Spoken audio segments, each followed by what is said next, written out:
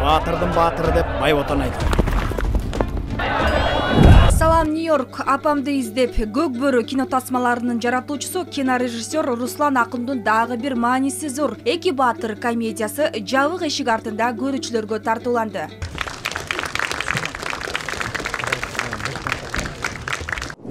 Айтымында тасмага 7 миллион сом каржы жумшалган. Тасмада же оңолобуз, же жоголобуз деген уран камтылып, анда эки жигит дос болуп, биргеликте элди сактап калуу үчүн укмуштуудай окуяларга кабылышат. Менин балдарыма бересиң. Урматтуу адамым вай, кармалбай каламын вай. Берем убаданы вай. Не керек? Биз август айында тартып өткөнбүз. Анан көп өтпөй эле октябрдагы айында окуялар болду. Ошондо да бир сыйра мындай карап көрсөк, кээ бир нерселерге көрөгөч болуп турбуз. Жада калса биздин башкы каарманыбыздын аты да кичине уйкаш болуп тур да.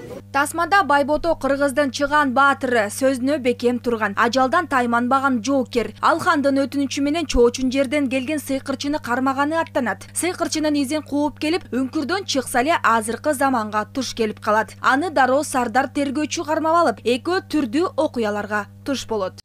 Үйлөнгөнсүңбү? Кыз жок. Кыз жок? Эркектер кантип атасыңар? Өзгөчөлүгү эсте калганы мен эски доорду Казакстанга барып тартылганда жана оор форма менен, доспехи, кылычтар менен, каскадерлор менен согушканда бир аз ошол жактан бир аз кыйналгансыдым. Себеп дегенде чапан кийдик, доспех кийдик, ичине да көйнөк кийдик, кылыч көтөрдүк, 20 килограммдан ашыгыраак, өзүм весим дагы ал кезде аябай чоң болчу. Анан ошонусу менен бир аз кыйналдым. Негизи бул тасмага Руслан Акын байкебиз чакырган, өзү келип ойноп бербесин дегенде дароо эле жок деген жокмун, макул дедим. Анан айырмачылыгы бул жерде ар бир эркектин жүрөгүндө турган нерсе парз десек болот. Ошол нерсе бар. Окуя маанисинде тамаша аркылуу учурдун көйгөйлөрүн кошо камтып, көрүүчүлөрдү кайдыгер калтырган жок.